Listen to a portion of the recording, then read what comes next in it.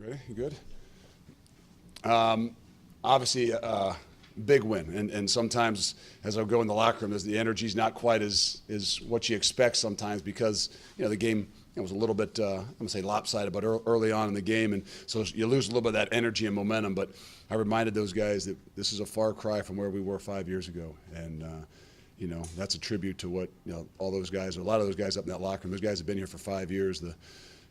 The Desmond Ritters and the Majay Sanders and Joel DeBlancos and all those guys that have really kind of turned this program and this culture around to be what it is. And that's a really good football team that, is a little bit wounded, that obviously is down a few players and some really key players. But that's probably what had me up as much as anything. As a wounded dog is one that you worry about a lot. And it was really on our guys about coming out strong. And I can tell you that's what I'm most proud of is the way they came out that first half. It was only 14-0 in first quarter, but I really felt like our offensive line had established, what we wanted to do, and our defensive line had established something that we really wanted to do coming out of the gates. And for that, I'm really, really excited and proud for what those guys have done, handling a lot of the other stuff outside of us. First drive of the game, it seemed like you could go the first 5 minutes. You got a big defensive stop. You got a terrific special teams play with Josh partially blocking the punt, and then you got the execution on offense. Is that the kind of ideal start you're talking about? That's what we're talking about, is really playing that complementary three-phase football. And, that's what I think is going to make it so difficult to beat this group because, that they can play all three phases of the game. And they take pride in it. And it's not like this is an offensive team and we're going to do this, or what people thought maybe in year 3 that, hey, this is a defensive-oriented team. No, this is a team that feeds off of each other, that plays complementary ball. And when guys like Wiley, who might not be getting the touches that he would expect or want, maybe in the passing game, he turns around and has an incredible play like that really kind of, I'm not saying jump starts, but really kind of starts, that ball rolling. Two straight games with 50-plus points. Coming out of Notre Dame, did you have any concern or question how you guys would follow up a big win? I mean, we always have concerns, but you rely upon those guys that, they really have done it for a while. And I keep saying it, the maturity of this team now, I'm not sure that we came out the second half exactly the way, I would like to. And, it gives us something to kind of really work on. But the maturity of this team at handling a lot of the noise and, the stuff that goes on, after games and the whole during the week, and whether, Desmond Ritter's having to do some other, things for whatever's going on. They have been able to, so far, handle that stuff and really control the locker room. And to me, that's where this team is really headed. And as long as we've got that maturity, those guys, we can continue to stay humble and hungry. They will set the tone as we continue to make this run. Seems like it wasn't that long ago we were talking about Jerome Ford carrying more of a load. Boy, has he the past couple of weeks. He has, and I think he's just getting stronger and stronger. And I think the great thing for where he is and where we are is he hasn't had to have that game where he's had 30-some touches. And at some point in time, it's probably going to have to happen. And I don't worry or bat an eye that he'll be able to do it. We've just been fortunate enough to be in some situations where he hasn't had to do that. So he's going to be really, really fresh in the second half of the season, and I think that does nothing but make us a more explosive offense and team because if we needed to, we'd throw him in on some of those special teams that he's always asking about. But for right now, we're gonna continue to hold him out a little bit on the special teams. But he's been definitely begging for it. He's becoming known for these large gaping runs. How demoralizing do you think as a defense when you see these 70, 80-yard runs? It's tough, and sometimes even when you see guys that run away from you. I know for me, don't get me wrong. It wasn't 5 years ago. We saw a lot of that running away from us right out here against UCF, and to have a guy now that you can see kind of maybe even run away a little bit from some guys, especially from a team that's got as much speed as they have. I mean, the kid can go, and we got to continue to find ways to get him to that second level, and that's what the offensive line really did tonight. There was Heisman chatter on Twitter as the game's going on. Did you put him in that category with Desmond? I don't know. I say whatever motivates them, I will put them in whatever category they want. To be honest, the great thing is he is a humble kid. I mean, he really doesn't get too high, he doesn't get too low. He really kind of handles. You wouldn't know the difference walking in the locker room whether he had 22 yards rushing or whatever he had tonight, 179 or something. And I tell you, whatever comes his way, he's earned.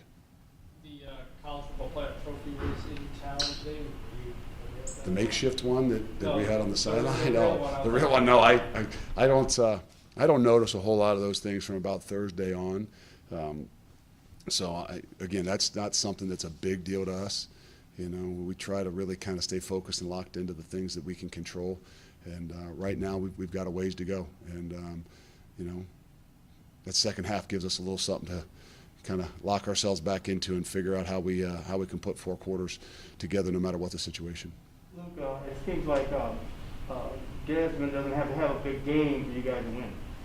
No, and I think that's the great thing is when you got a guy like Des who can do anything you really need him to do, doesn't have to have one of those types of days. And not saying he couldn't, not saying we couldn't have thrown the football, but just the way the offensive line came out, the way they were controlling things, I think the way they were playing us a little bit too, is I'm sure that they had an idea that they didn't want to let Desmond throw the football all around. And the thing that I was stressing to the offense was let's take what they're going to give us.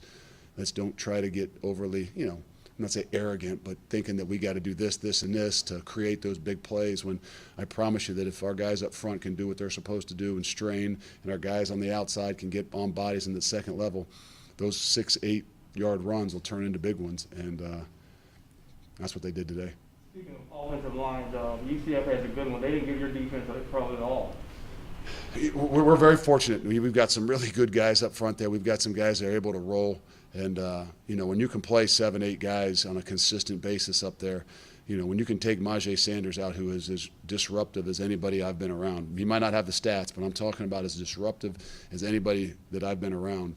When you can take him out, and give him, only 60% of the snaps and don't feel like you're missing something, that just shows you that the depth that those guys have got up there. And a lot of those guys are seniors and what they've been through, that's the strength of our team.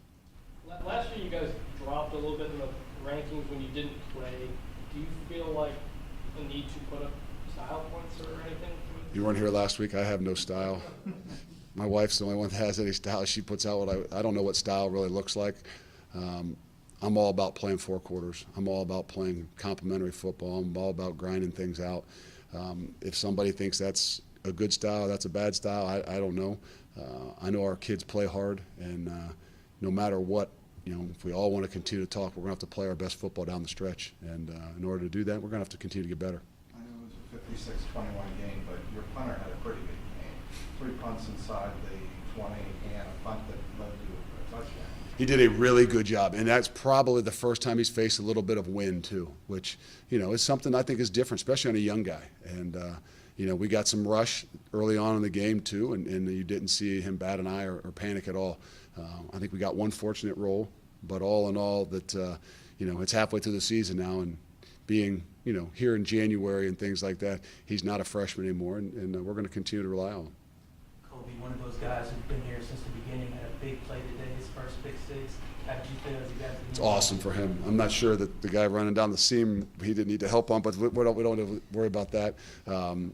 Players make plays, and so happy for him. A lot of attention is garnered at the other side with Ahmad and all that he does, and the heart and soul, really, the captain of that defense is Kobe Bryant, and for him to have those plays where everybody recognizes, I'm really happy for him. Any more questions? Just make sure. I think Coach Malzahn had to bolt out on his daughter. Maybe had some complications or something. I think he had to get a private flight. Just make sure, if anything, say a prayer for him. All right, I'll make sure he's all right. And his daughter's okay. Thanks.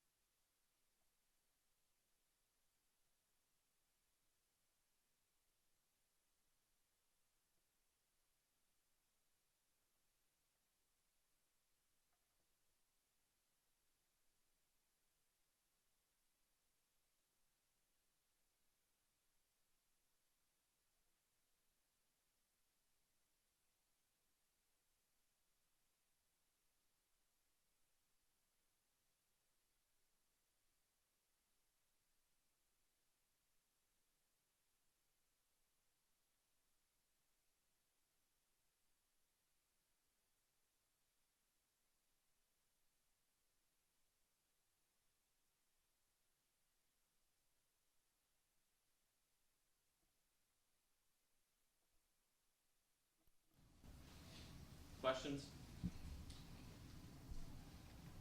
Big game. Thoughts? I think my line did a great job today. I think that was the highlight of the day. I don't think they get enough credit. It wasn't me who just rushed for. I don't know how much we rushed for, or I don't know nothing at all. But I think they're a big part of what happened today. The front. Those big gaping runs that you're starting to become known for. I asked you about that last week. You just the goal line seems to get further and further away as you're running. But how demoralizing do you think those runs are for opposing defenses? I think honestly, I think the physical runs that are long are the ones that take the heart from the defense.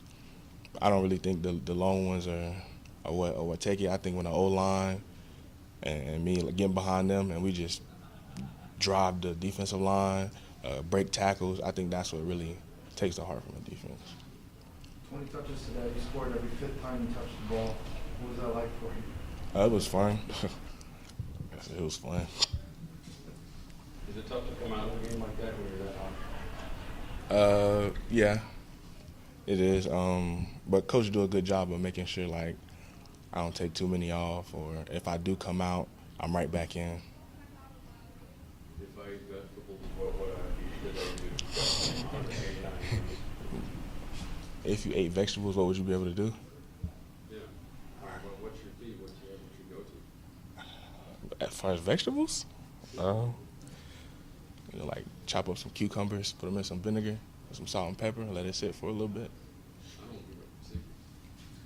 Hmm? I don't want to give them secrets. Oh, that's my secret. 50 points in 2 straight games. At this point, are you guys coming out trying to hit a number like that, or wanting to put up some style points or what? Not at all.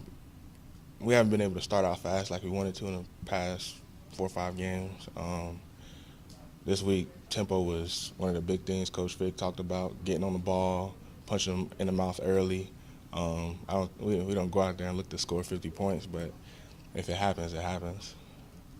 How nice is it, Jerome, to be able to take maybe some of the burden off of Des and not having him having to throw 300 yards, 4 touchdowns every week, to have complimentary football? It feels good, honestly. One of the biggest things I felt last year was like I didn't really care about the stats or nothing like that. Just being a part of the offense and being a tool to help the offense move forward was something that I was like, this is good enough for me. As long as I can help the offense move forward, I'll be fine. Do you think that's the biggest improvement from last year to this year in terms of not only yourself but the offense in general? Yeah, trying to take the burden off Des. He got a lot to think about, a lot to do.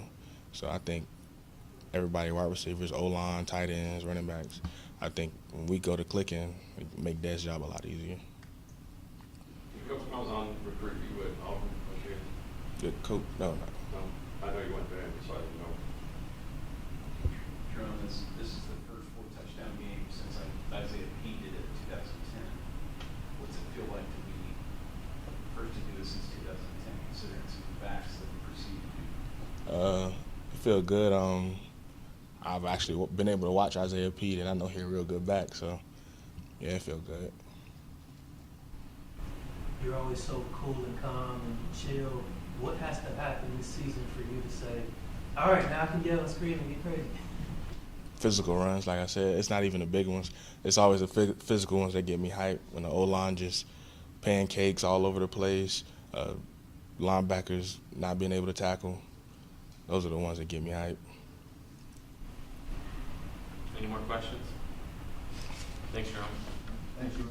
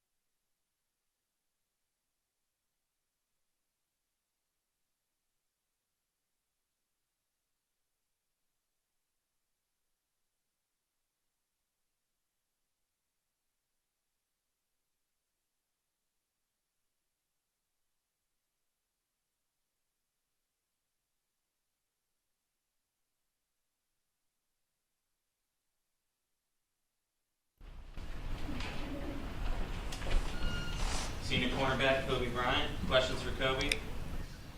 Kobe, you've done a lot of things at this university. You've never done that.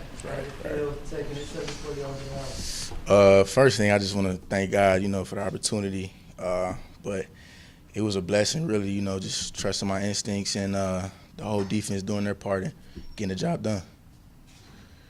You jumped around. How did you anticipate that? Just film, really.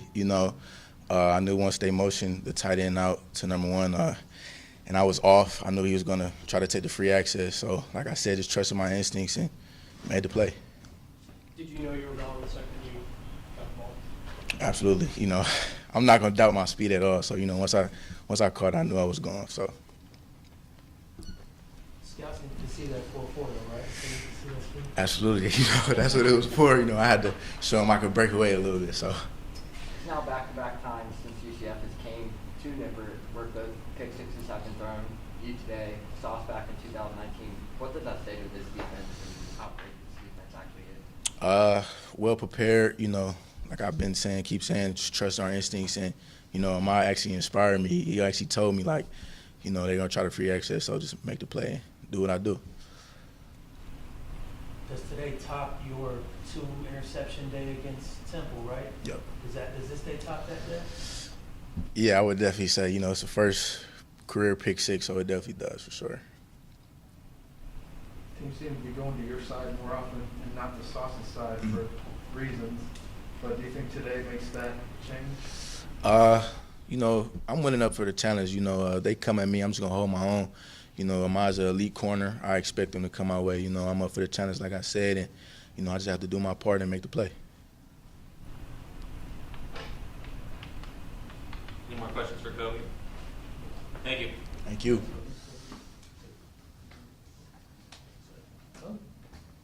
Senior quarterback Desmond Ritter. Questions for Des? How's it going, everyone?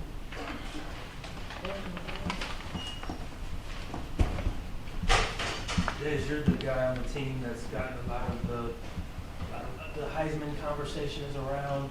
Do you think number 24 deserves to have some talk in that conversation as well now? Yeah, number 24 is a great player, actually. He makes my job a whole lot easier. And then, when you have 5, 6 great big guys up front that do their job and move the line of scrimmage, it makes it easier for both of us back there. But, yeah, there's not – in the locker room, there's not much Heisman talk. There's not much of that. We're a team. We're about team goals and team achievements. But, yeah, when you talk about that, Jerome Ford is a player now. Coming into the game, did you feel like the ground game was going to be the focus, or was that kind of adjusted to how they were defending? Yeah, I think every week we want to dominate. We want to dominate up front on both sides of the ball, both offense and defense. So coming into the game, we know we have to establish a dominant run game, and then everything else is going to take care of itself after that. And then once we got going, we felt that we were getting good movement up front. Jerome was seeing the holes very nice, and it was just flowing for us. And then once we started to get a little tempo going, they started getting jumbled up, mixed up. Made it easier for those big guys up front to do their job and move them. When you hand the ball off to Jerome on the 79-yard line, when do you get excited? The minute you see what he has in front of him, or does it take a little while? So obviously I know the play and I see it. Once I hand the ball off, I kind of see it work out. And you'll see if you go back and watch Lorenz Metz, he pulled and filled that gap and cleared a big hole. And Rome shot right through it. But, as soon as I see Metz make contact and there's a slight bit of hole, that's about where it is right there is when you start getting excited and you see no one else behind. So, yeah. 2 straight games with 50 points. How have you guys seen everybody handle everything that came after Notre Dame and all that? I think we've handled it very well. I think we still have a lot of growing to do, as a team. I think, we're a little disappointed in how we performed in the second half. As an offense, we didn't come out and jump on them the way we wanted to. We kind of got complacent and slow and kind of dragged it along when it could have been a lot easier for us. We still have a lot of room to grow, but I like where we're at right now. Talked a lot about the connection between you and Alex the past couple weeks. What about that pass in the corner of the end zone and the catch he made on that? Yeah, so we had motioned him over. It was just two go balls. I think I had Mike Young on the other side pressed up with off coverage on AP to the boundary, and they would roll the safety over, which usually isn't playing on AP. And I just put up a ball, and if you put a ball in a 6-7 foot radius of that kid, he's going to go up and catch it.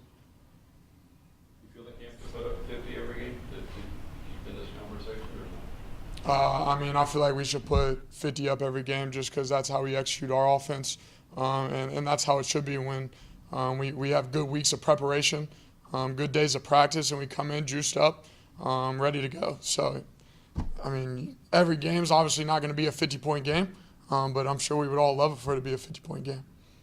5 seasons ago, UCF beat you on a similar score. What does it just say about the growth of this team during that span to kind of flip that score around? Yeah, so, I think there was only maybe 10 or 12 of us that are here now that were on that team. And so, we made it a point this week to make sure that the young guys knew that, just because we beat them last year and we beat them the year before, that this isn't just an easy game. Like, we have history with them. And so, I feel like the young guys really got a hold of that, and it kind of just went out through the whole team.